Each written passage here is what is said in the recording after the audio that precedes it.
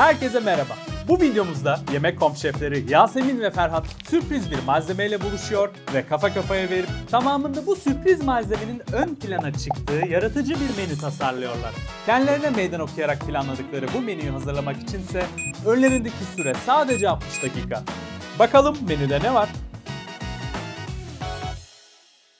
Evet, 3. bölüme başlamış bulunuyoruz. Önümüze güzel bir ürün gelecek. Ne olduğunu şu anda bilmiyoruz. Bakalım bugün biz tabaklarımıza neler katabileceğiz? Evet, aslında burada yaptığımız şey işte bilmediğimiz ürünle nasıl düşünüyoruz, bir menüyü nasıl oluşturuyoruz ve aslında bunu bir süre kısıtı içerisinde nasıl yapmaya çalışıyoruz. Bazen geçen sefer biraz abartmışız galiba sayıyı. Evet. Sona doğru zar zor yetiştirdik. Bugün daha kontrollü olmaya çalışacağım ama tabii ki ürün buradaki en kilit nokta. Bize ürün verirseniz üzerine de konuşuruz. Haydi bakalım gelsin. Önce bir elleyelim. Bir şey anlayamadım. Pancar gibi yuvarlak bir şey benziyor mu? Soğan mı? Patates mi? Bir koku geldi. Soğan ama soğan çeşitleri. Oo. Güzel, soğan çeşitleri olması iyi oldu. Şunu şöyle koyayım. Şimdi benim direkt aklım tatlıya gitti de şu arpacık soğanlarla güzel bir tatlı yapabiliriz gibi geldi. Bence 1 saatte arpacık soğan soymayalım. O yüzden arpacık soğan Ay, yok. çok sıkıntı. Taze soğan Durdu. Harika. En sevdiğim. Şu anda gümüş soğanımız var. Normal soğan var. çok Güzel. yoğun aroması olan bir şey olduğu için aslında dominant bir ürün. Aynen. Bu ürünü hem öne çıkarmak istiyoruz ama çok öne çıktığı zaman da aslında bütün yemeklerin tadını bastırdığı için Evet. yok etmeye de çalışmamız gerekecek. Aynen öyle. Aslında aromasını yok ederek ana ürün olarak kullanabiliriz ama bir sürü şey geliyor aklıma. Direkt Mete'yi, şimdi karşımda Mete'yi görüyorum. Soğan dolması geldi. Yıllardır ağzından düşürmedim soğan dolması. O zaman bir soğan dolması Mete için. Bir ana yemek yapabiliriz, doğru. Düşünelim. Yazalım o zaman. Soğanın kankaları var. Peynirler olabilir. Bütün kokulu peynirler. Baharatlar Taze diyorum. baharatlar diyelim. Soğanı gösterelim mi? Püre mi yapalım? Ya biraz uçup kaçabiliriz soğanda. Her şey oluyor ya. Tamam. Salatamsı da olur, tartarımsı da olur. Yani somon fümeyle bunu tartar ya da tartar direkt yapabiliriz. çiğ somondan da tartar Bayağı gibi. çiğ somondan tartar. Çok mantıklı. Aynen, bence öyle yapalım. Somon tartar yazıyorum. Güzel. Bir soğandan tart taten yapalım. Elmalı tart tatenin Tamam. soğanlı versiyonunu yapalım. Okey. Tart tatene soru işareti koyalım. Bir tartımız olsun. Sen içini dolduralım. Dolgu. Üzerine de hani yine bir soğanı işte karamelize ederek ve işte taze kekikle falan baharatlandırarak, dediğin gibi. Şimdi hayal ettiğim o oldu. Üzerine yine bir renk katmak açısından. Çok güzel anlattım değil mi? Şuradaki karartıyı bir görsen. Gerçekten bu psikologların göstermiş olduğu bir şey fotoğrafları var. Ne testi Ay, hocam? Rocha testi. Rocha testi. Ya, gerçekten yani. Burada gerçekten seyirci onu şu anda yorumlarsanız ben buradaki soğan karmaşasıyla baş başa kaldığımı hissediyorum. Hala şu bana biraz kuru geliyor. Bunu mutlaka şuna reçel yapalım. Reçeli ara sıcakta kullanalım ya. Tamam ya, ara sıcağı gösteriyorum zaten. He, tamam işte. Orada ara sıcakta o hala, çünkü onun damağımda Tamam, orada hissetmeye reçel var. çalışıyorum. Üf, bu sefer bir şey değil mi? Tatlıdan çok ana yemek şu anda beni birazcık zorladı. Soğan öyle bir şey ki yani böyle bütün yağ geliyor hep aklıma, böyle kaburga geliyor, kaburganın yağı geliyor, işte o kuzuyla güzel ama işi soğan yemeği yapıyorsak soğanı böyle laps diye yancı yapmamamız lazım. Aynen öyle. Soğanlı bir püre yapmak da bize yakıştıramadım. Yok, olmaz. Hiç ben asla kabul edemem. Şöyle yapalım o zaman. Muhteşem bir çıtır derisi olan bir tavukla, sosuyla şahane bir noktaya gidebilir. Bunu mandolinden geçirelim. Sütle haşlayalım. Sütle tadını geçirelim. Biraz vanilya ile onun şeyini kırabiliriz. Ondan sonra o elimizdeki lezzetli sütü ilerletelim. Aynen. Bunu bir krem brûlée ilerletebiliriz. Krem brûlée diyelim Bak, şimdilik. bir şey değil mi? Krem brûlée dedim, beni benden aldın. Ne kadar çok sevdiğimi. Çünkü hem karamelin kimse acılığıyla... bilmez. Şey de geldi şimdi, karamelize deyince soğan da bir karamelize olayı var ya onun. Belki birazcık kavurup o şekerin üzerine soğandan da atıp sonra yakabiliriz. Bence süremiz kalmayacak ama Bakalım. güzel fikir. Evet, süreye göre.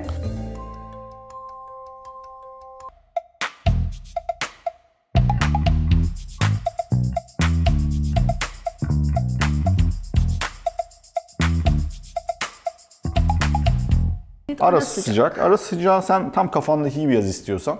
Tamam.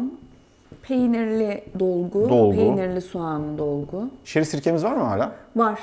Tamam, şeri sirkesi Şuraya kullanırız. sirke yazayım da unutmayalım. Aynen, şeri sirkesiyle burası güzel. Evet, ana yemeğimizde bir soğan soslu beluga mercimeği diyelim biz ona şimdilik. Patatesi bu sefer hiç kullanmak istemiyorum galiba. Patatesi kullanmayalım, boş ver. Havuç, mantar Aynen. dedik. Mercimek var zaten, patates Bir falan de çok karbonhidrat. buradaki o ağırlığı, tavuğun ağırlığını, tavuğu bence sadece derili olarak tavada, tereyağında kızartıp belki birazcık fırında bitirebiliriz. Böyle yumuşak, sulu bir tavuk haline getiririz. Hiç böyle çok tavukla oynamadan, yani kesip doğramadan. Bir soğan sütü yapacağız, aromasını kaybettireceğimiz. Oradan da beyaz çikolatalı bir krem brûle. Yapmayalım dediğim her şeyi yaptık yani. Uzadıkça uzadı yani. Burası çok ayrı, burası çok ayrı, burası çok ayrı. Hiç birbirinde kullanabileceğimiz, yani sos dışında malzeme yok. Şöyle ama biz bir başlayalım. Kafamızdaki bu. Olur, olmaz. Hiç Tamam, bilemeyiz. malzemeleri ayarlayalım. Sonrasında olmadı bir büyük işleri paylaşıp öyle başlarız. Aynen. Çok içime sindi. Şimdi başlangıç için güzel böyle fresh bir tadı olan, taze soğanı bol, kırmızı soğanı bol, lezzetli bir somon tartar yapalım. Yemeği kolaylaştıracak, üzerine bir kıtır yapalım. Bir de görselliğini artıracak, bir de yeşil yağıyla destekledik mi muazzam olur. Mis. Devamında da kıyır kıyır bir tart hamuru yaparız. Üzerine de şöyle peynirli soğanlı bir dolgu yaptık mı tamamdır. Bir de üzerine güzel bir o soğan tadını dengeleyecek olan kırmızı soğan içili yapalım. İş bitsin. Süper. Ana yemek için öncelikle temelimizi böyle tereyağlı, kremalı, muhteşem bir soğan sosla başlatalım. Üzerine de şöyle bizi bir doyursun mantarlı beluga mercimekli bir böyle karışım yapalım ılık ılık. Bunların da üzerine derisi çıtır çıtır bir tavuk kalça, hafif ekşilik ve güzel böyle bitter aromasıyla greyfurt parçaları, yeşil yağıyla da süsledik mi muhteşem bir ana yemek. Tatlımızsa bence hepimize sürpriz yaşatacak şahane bir soğanlı krem brûle. Kesinlikle. Üzerinde şöyle esmer şekerle bir çıtır yaparız. Ama muhakkak kırmızı soğan dilimleri de koyalım ki bizi iyice şaşırtsın. Hadi başlayalım.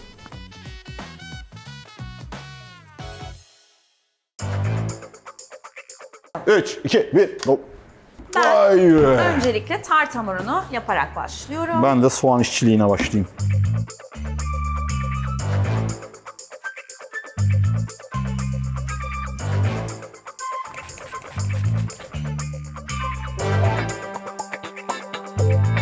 Ha, bu arada beluga mercimeğimiz yok. Onun yerine evet. siyah pirinç kullanacağım. Onu söyleyelim. 3 market gezdik. Maalesef beluga mercimeğini bulamadık. O yüzden Çok biraz satıyormuş. siyah pirinçleri de kaynatalım.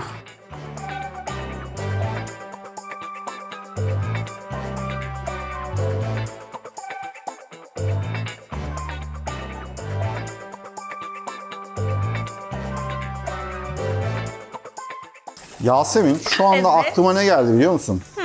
Hani böyle tavuk göğsü tatlısının içindeki tavuklar çıkar ya böyle tel tel. Evet. Acaba bu soğanların böyle tavuk mantığıyla ilerletsek, tel tel, Evet. Tatlının içerisine. böyle tarçını da koysak üstüne, böyle bir soğan muhallebisine çevirsek ki... Ama yine üzerini şöyle bir pürmüzle, o krem brûle kafası yaparız değil mi? Ben ne Yahu düşünüyorum? serbestiz. Canımız ne Serbest. isterse onu yaparız. Kafamıza göre ya. Sos tamam. Tatlıya başladım. O zaman şimdi ben şuradan soğanın tadına bakmam lazım ki soğan tadı geliyor mu? Hafif devam ediyor. Bir bak. Bakayım. Böyle 1-2 yıkasam daha gidecekmiş gibi. Geliyor.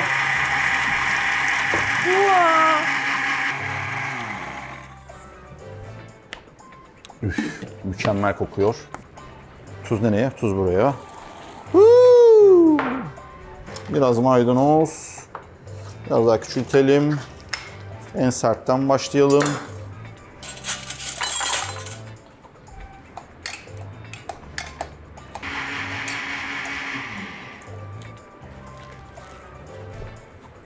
Tart hamurunu azıcık buzlukta dinlendireceğim.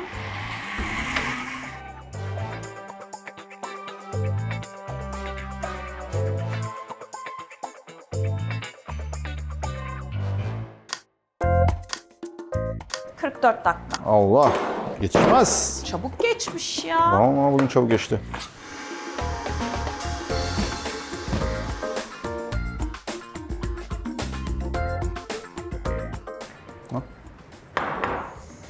Oh!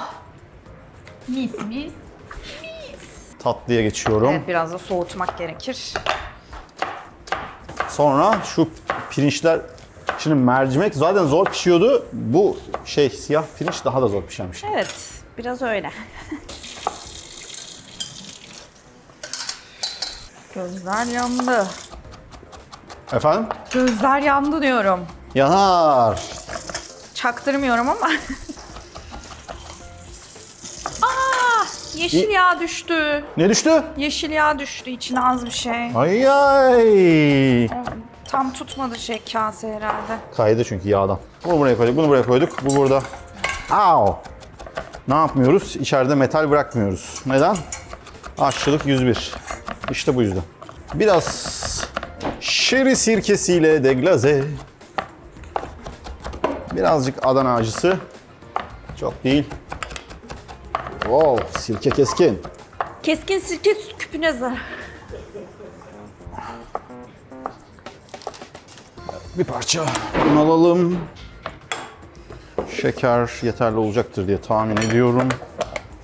Fırındakilerin durumu gayet iyi duruyor. Tamam. Birazdan bence ona bak derim. Şunları bir halledeyim. Dönüyorum onlara. Sütü kapat Ferhat. Çat. Yetişmeyecek bugün, söyleyeyim de. Evet, tel tel soğanlı muhallebi. Hadi bakalım.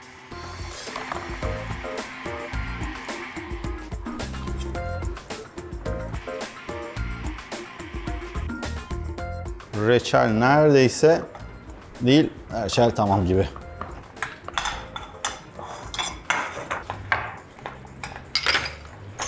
Limonuyla tuzunu hallederiz onları. Buzdolabına kaldırıyorum. Evet, sıcak. Soğanlı muhallebi olmuş. Çok güzel. Bir tık Fırın daha açık pişer. kalsın benim için. Zaten pişiyor daha bizimkilerde. Bunu donduracak bir şeye ihtiyacım var.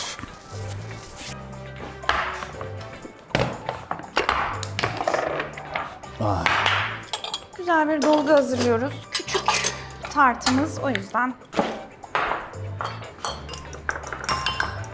Taze kekik. Birazcık taze soğan doğramam lazım. Soğanımızı yıkadık. Ne kadar süremiz var? 28-35. Tavuğun girmesi lazım. Nasıl oldu tadı? Bakabilirsin. Dur şundan alayım. İçerisinde çok yoğun yok. Sadece ağzına soğan gelince o böyle gibi yani. Gerçekten bir tavuk göğsü efekti gibi. Yani içerisinde böyle yoğun bir şey almıyorsun. Soğan değil, sadece yerken arkadan bir soğan dokunuşu geliyor. Güzel olmuş. Yanıyor. Yok ya. Yandı. Gayet güzel şu an. Yok yani çıkarmayalım mı? Mis. Tamam o yüzden açtım. Ay var ya, bu soğan bizi bitirdi kardeşim. Geniz meniz hiçbir şey kalmadı bende şu anda. Geniz. Geniz.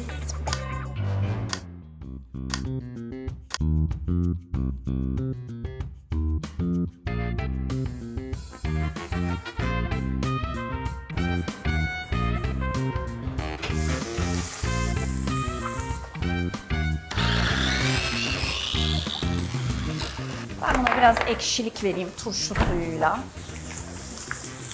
Daha krema.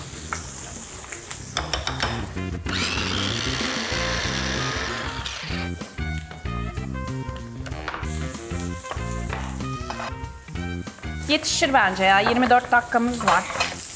Şu reçelin tadına baktım da biraz olmuş. Tuzsuz ve hafif daha diri. Çok az su ekleyip tekrar kısık ocağa aldım. Pirincin de bir tadına bakalım ama pirinçler şişmiş gibi. Bir sos var. Bak Allah aşkına. Bak gel. Beyaz soğan rüyası. Şimdi bunu birazcık da çektireceğim, bağlayacağım. Krema bazlı gibi. Ama o kadar krema Bayağı yok. soğan yedim. Şunun rengine bakar mısın ya? Soğan sütü budur. Tatlıları dolaba kaldırıyorum. Evet. Unutmayalım.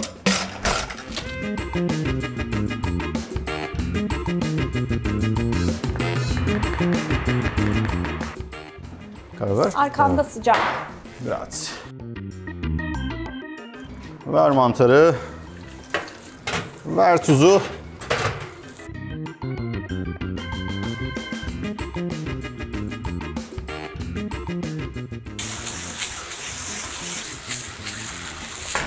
Tereyağıyla da bağlayalım. Ne? Kabuklardan şeker mi yapacaksınız? O Neden? yanlış şekerim, o TikTok. TikTok'la Senin karıştırmayalım. haberin yok. Ayrıca TikTok videomuzu izlemeyenler için hemen şuraya bir kart yapıştıralım. Çok güzel. Yeterli mi Yeter o? yeter yeter. Şöyle koy. Ay, bir Renge parça bakar mısın? yiyeceğim ama Renge bakar mısın? Yalnız gel şu bakmayın. tavuk rengini gördün mü? Bak tavuk böyle pişirilir. Nar gibi be, nar gibi. Son 15. Ablam kırık fındığım var. Aynen bu çok Üstüne iyi. vereyim. Bu bir Onları tık şimdi kalın direkt çiğden mi kullanalım yoksa bir blanş edelim mi? İşte edelim bence çünkü çok şey olur bu sefer. Harsh. Aynen. Şurada bir tane mükemmel yuvarlağı yakaladım ama yani blanch edilecek. Şöyle bir tık yapsak yeter. Hah, bir tane daha çıktı. Soğan bir sos Gayet yapalım. güzel. Şöyle koydum. Soğanın bütün lifleri gitsin. İstersen bir şeyleri tabaklayarak Ay, devam evet, edebiliriz şu anda- hayatımıza. Şöyle. Hafif dağılıyor. Şöyle oldu. Bunlar açılıyorlar ama Hangileri? soğanlar Ha. sıkıntı yok. Olsun. Kaç dakika? 9 dakika hızlanıyoruz. Okey.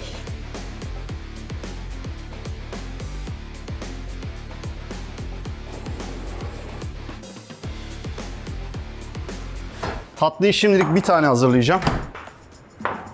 Sonra diğerlerini de hazırlarım. Şöyle bize bir tadımlık yapayım. Kış. Wow, çok güzel oldu. Hemen double şeker yapalım. Daha büyük bir çıtır Şeri olsun. sirkesi buralarda mı? Dolapta akşamlar. şeyin içerisinde şeri şirketi alıp konuşamadım. Şey daha var unutma. Ne? Soğan reçelinde de var. Çok az kullanıyorum. Sıkıntı yok. Biraz limon.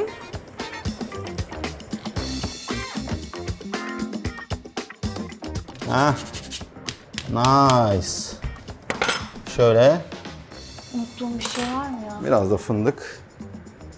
Tek tarafta. Tadına bakarız. Tatlı bu kadar. Oo sıcakmış.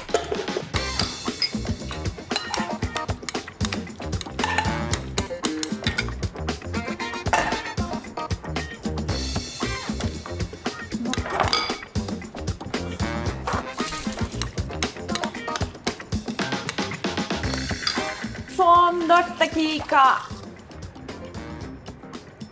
Bakalım yine tadına.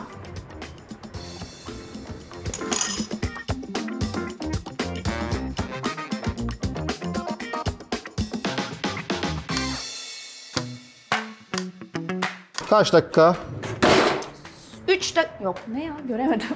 3 dakika 53 saniye. Greyfurtlar nerede burada?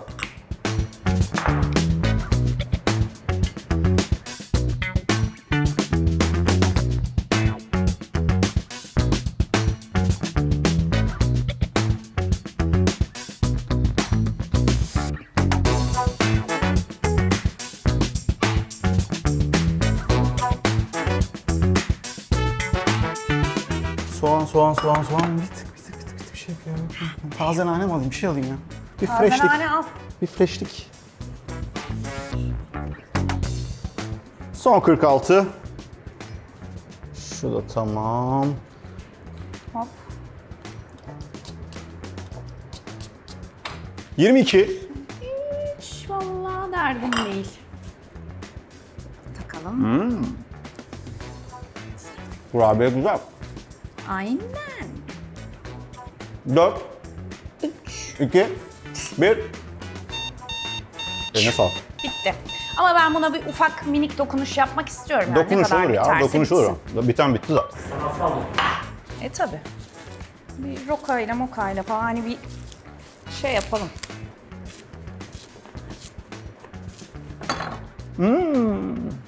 Ne oldu? Yok Mete beni çekiyordu orada. Kendime Ay hamladım. hiç böyle olmadı. Bence de hiç olmadı o. Hiç olmadı böyle. Öyle sadeyken daha güzel. Bir roka. Tamamız. O zaman toparlayıp yemeğe geçiyoruz.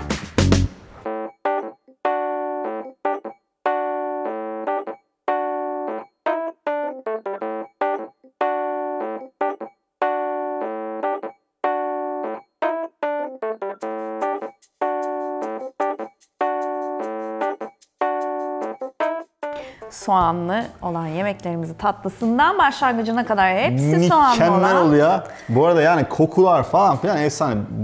Girerken birazcık şeydim böyle nasıl yaparız? Sonra menüyü yaptık dedim ki Allah Allah ne menü. Sonra Aynen. dedim ki çok mu zor oldu bu menü derken menüyü bir yaptık. Bir anda boşa çıktık falan o. Aynen. Falan ellettik. Çok güzel oldu. Uçağır buralar. Şu, efendim tartarınızı da başlayabiliriz. Hemen başlayalım. Şöyle altında kıtırı var. Üzerinde bol soğanlı. Biraz da turşu suyu var. İşte asitleri falan filan.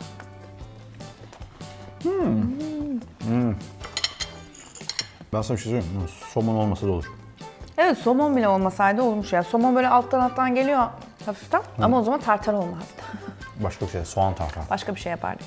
Çok güzel. Gayet Güzel. ferah. Bütün şeyler geliyor. Aromatikler, limon, turşu, kapari, canavar. Şimdi bunu şöyle ortadan Bekliyoruz. Heyecanla.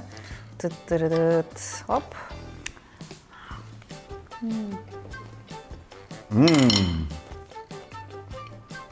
Ölüm olarak alalım.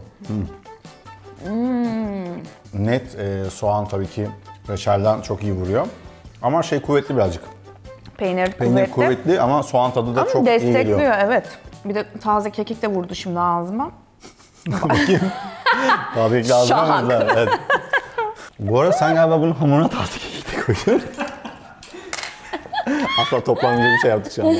Bir de taze kekik de çok güzel vuruyor bu arada. Hamur... Bu da muhteşem gözüküyor. Bunun gerçekten Soğutmadan yiyelim derim ben. şöyle. Şöyle alttan alıyorum direkt ben. Tabii direkt karışıyor. Siyah pirinci ben çok seviyorum bu arada. Gerçekten aroması çok güzel. Beluga yerine bence bu güzel oldu Evet, yani. şans. Soğan sütü çok güzel olmuş. Bayıldım. Şimdi bir greyfurttan alacağım. Bakalım onun Mutlaka. katkısı nedir? Ağızda patlatma.